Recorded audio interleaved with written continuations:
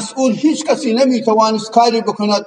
تنها کسی که میتوانست اسرا را بیاورد، اونها را صحیح و سالم بیاورد، حضرت شیخ الاسلام بود.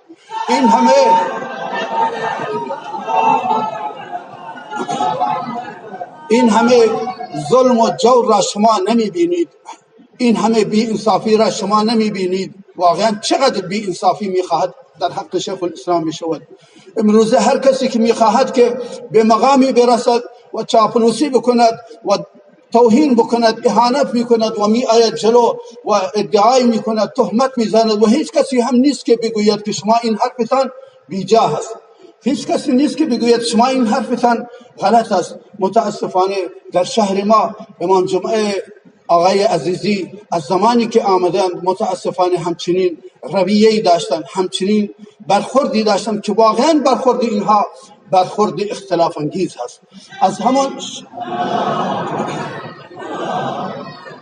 عزیزان اجازه بدهید احساسات شما، درد شما، همدردی شما قابل تقدیر هست.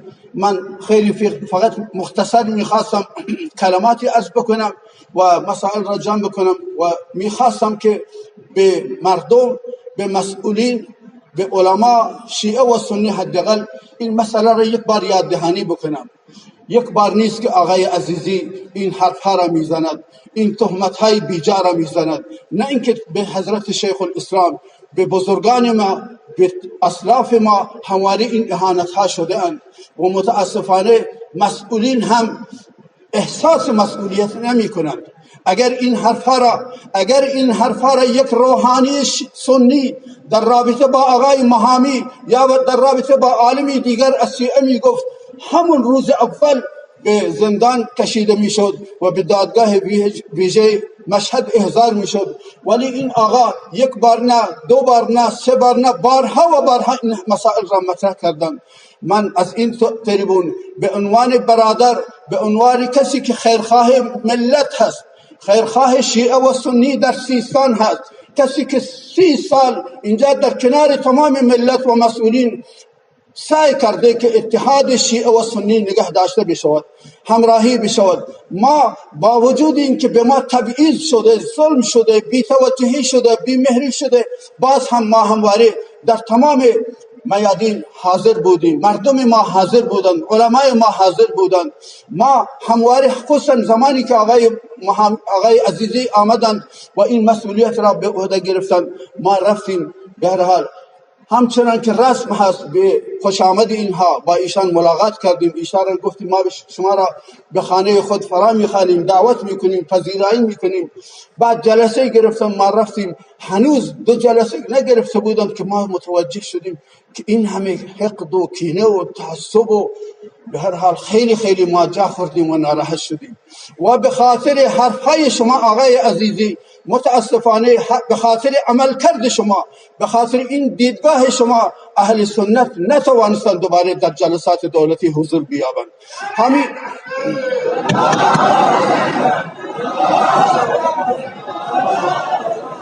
دوستان توجه بفرمایید، همین اهل سنتی که همواره عرض کردم مردم اهل سنت در سیستان نسبت به تمام اهل سنت در استان محرومتر هستند. اینجا به ما هیچ پستی و مسئولیتی داده نشده آنچنان که در استان و در جاهای دیگر داده شده.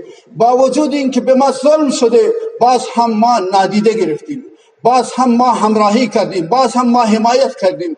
و من به عنوان یک برادر به شما میگویم، شما چند بار هست این مسائل را مطرح میکنید، این اهانت ها را میکنید و ما صبر کردیم، ما حرفی نگفتیم، ما نادیده گرفتیم، گفتیم شاید خود شما بفهمید، شاید یکی از خیرخواهان و دلسوزان این مردم به شما بگویند و شما بفهمید.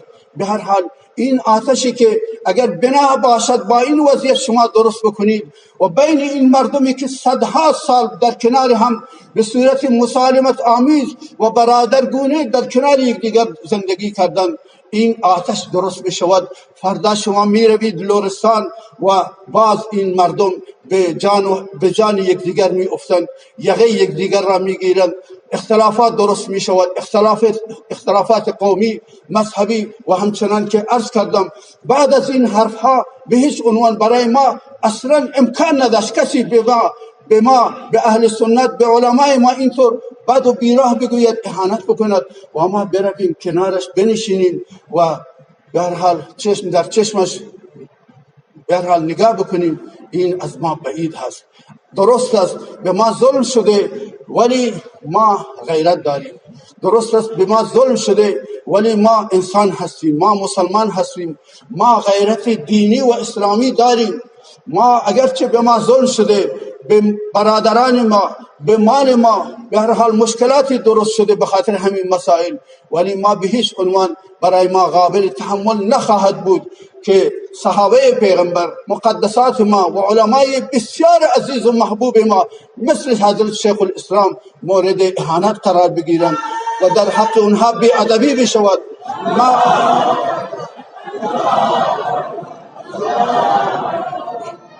ما بارها و بارها صبر کردیم، تحمل کردیم، ولی تا که مسئولین ما در استان، مسئولین ما در سیستان، نظامیان، نیروهای امنیتی همه به فکر باشند این همه ظلم به ما شده، باز هم هر کسی بیاید از روی تملق و چاپلوسی فوش بدهد، دروغ بگوید، تهمت بزند و عدل و انصاف و وجدانش را زیر پا بگذارد و باز هم بگوید که من این حرفها را میگویم، من محبوبتر میشوم، به من مقام بالاتری میدهند. من چنین بگور بعد همچنین مقامی، بگور بعد همچنین وضعیتی که کسی به فکر انسانیت، به فکر اسلام، به فکر برادرش، به فکر همسایش، به فکر کسی که برای تمام مردم ما، برای شیعه و سنی، قسم به خدا برای شیعه و سنی حضرت شیخ الاسلام عزیز و محبوب بودند و هستند. علمای ما، معتمدین ما، جوانان ما، مردان و زنان اهل سنت همه حاضر هستند، همه تن تا پای جان در کنار حضرت شیخ الاسلام بایستند.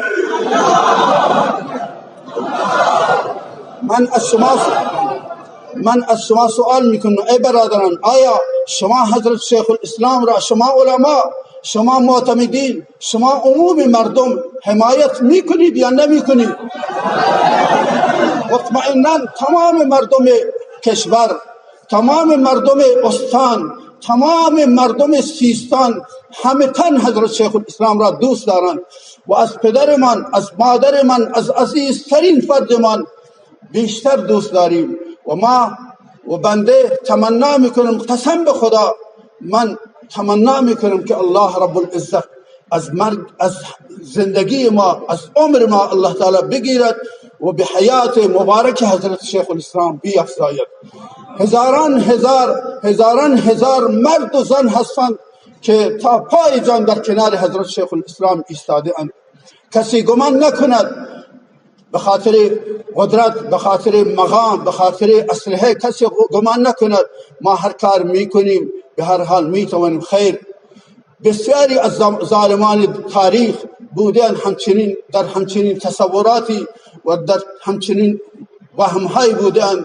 الله رب العزت همه ما را نجات بدهد و همه ما را توفیق نصیب بفرماید که دنبال حق باشیم، دنبال روی حق باشیم